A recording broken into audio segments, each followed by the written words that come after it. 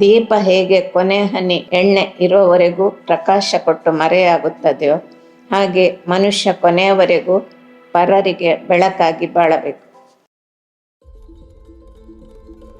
ಈ ವಿಶಾಲವಾದ ಫಾರಂ ವಿವಿಧ ಬೆಳೆಗಳು ಹಾಗೂ ಯಶಸ್ವಿ ಹೈನುಗಾರಿಕೆಯ ರೂವಾರಿ ಚಿಕ್ಕಹುಣಸೂರಿನ ಗೌರಮ್ಮಣ್ಣಿಯವರು.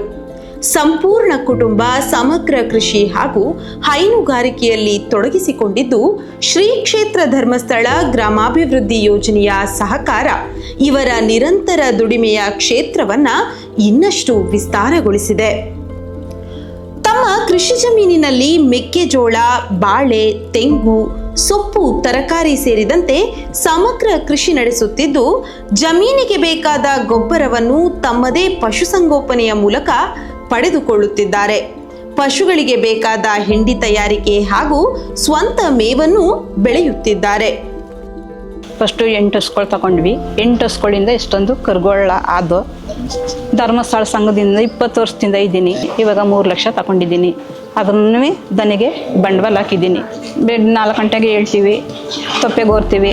ಆಮೇಲೆ ಹಸುವಿಗೆ ವಾಷಿಂಗ್ ಮಿಷಿನ್ ಹಿಡ್ದು ತಿಂಡಿ ಕೊಡ್ತೀವಿ. ತಿಂಡಿ ಕೊಟ್ಟು ಹಿಂದ್ಗಡೆನೆ ಪ್ರೆಜರ್ವೇಷನ್ ಹಾಕೊಂಡು ತೊಳ್ಕೊಂಬರ್ತೀವಿ. ಆಮೇಲೆ ಹಾಲು ಕರಿತೀವಿ. ಡೈರಿಗೆ ಹೋದ್ಮೇಲೆ ತಿರ್ಗಾ ನೆಲ ತೊಳಿತೀವಿ. ತಿರ್ಗಾ ಇನ್ನೂ 8:30 ಅಷ್ಟರೊಳಗೆ ಅದಕ್ಕೆಲ್ಲವ ಮೇವು, ಸೈಲೇಜ್ ಮೇವು ಹಾಕ್ತೀವಿ. ಇನ್ನು ಸಂಜೆನೇ ಮೇವು ಹಾಕೋದು. ಇನ್ನು ಮಧ್ಯಾಹ್ನ ಏನೂ ಆಗೋಕ್ಕಿಲ್ಲ. ನೀರು ಅದೇ ಕುಡ್ಕೊಳ್ಳುತ್ತೆ. ನೀರೇನು ಕುಡ್ಸಂಗಿಲ್ಲ ನಾವು. 2 ಎಕರೆಗೆ ಜೋಳ ಬೆಳಿತೀವಿ. ಅದನ್ನು ಕಟಾವು ಮಾಡಿ ಅದನ್ನೇ ಸೈಲೇಜ್ ಮಿಷಿನ್ಗೆ ಹಾಕಿ ಅದನ್ನೇ ಹಸುವಿಗೆ ಉಪಯೋಗ ಮಾಡ್ಕೋತೀವಿ.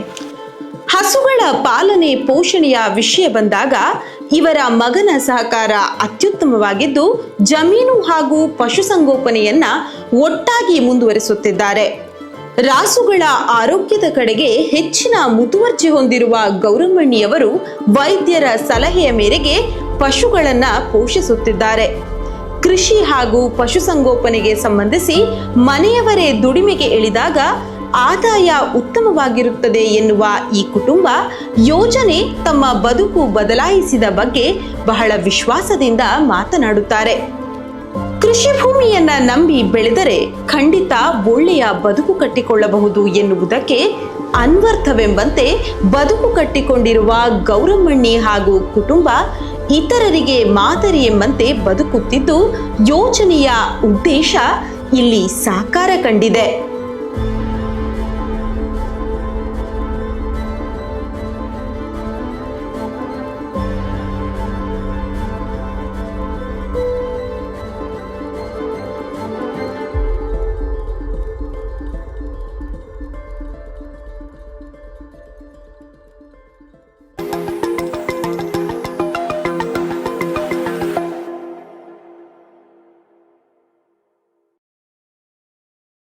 ಜ್ಞಾನವಿಕಾಸ ಯೂಟ್ಯೂಬ್ ವಾಹಿನಿಯ ಸಮಸ್ತ ವೀಕ್ಷಕರಿಗೂ ನಮಸ್ಕಾರ. ವೀಕ್ಷಕರೇ, ಸುದ್ದಿ ಸೌರಭ ಸಂಚಿಕೆಯಲ್ಲಿ ಈ ದಿನದ ಸುದ್ದಿಗಳ ಮೇಲೆ ಬೆಳಕು ಚೆಲ್ಲೋಣ.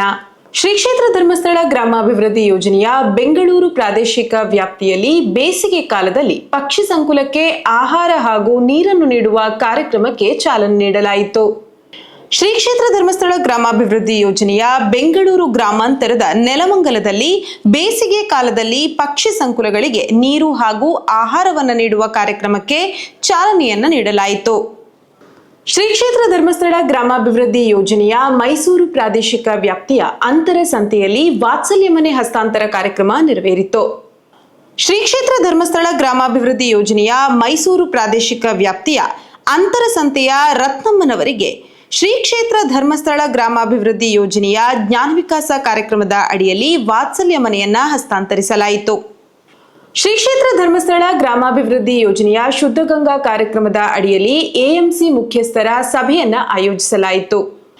ಯೋಜನೆಯ ಶುದ್ಧ ಗಂಗಾ ಕಾರ್ಯಕ್ರಮದ ಅಡಿ ತಾಂತ್ರಿಕ ನಿರ್ವಹಣೆ ಮಾಡುತ್ತಿರುವ ಎಎಂಸಿ ಕಂಪನಿಯ ಮುಖ್ಯಸ್ಥರ ಸಭೆಯನ್ನ ಯೋಜನೆಯ ಕಾರ್ಯನಿರ್ವಾಹಕ ನಿರ್ದೇಶಕರಾದ ಶ್ರೀಯುತ ಅನಿಲ್ ಕುಮಾರ್ ಎಸ್ಎಸ್ ಅವರ ಉಪಸ್ಥಿತಿಯಲ್ಲಿ ಆಯೋಜನೆ ಮಾಡಲಾಯಿತು. ವೀಕ್ಷಕರೇ, ಮುಂದಿನ ಸುದ್ದಿ ಸೌರಭ ಸಂಚಿಕೆಯ ಜೊತೆಗೆ ನಿಮ್ಮನ್ನ ಮತ್ತೆ ಭೇಟಿಯಾಗ್ತೀವಿ. ನಮಸ್ಕಾರ.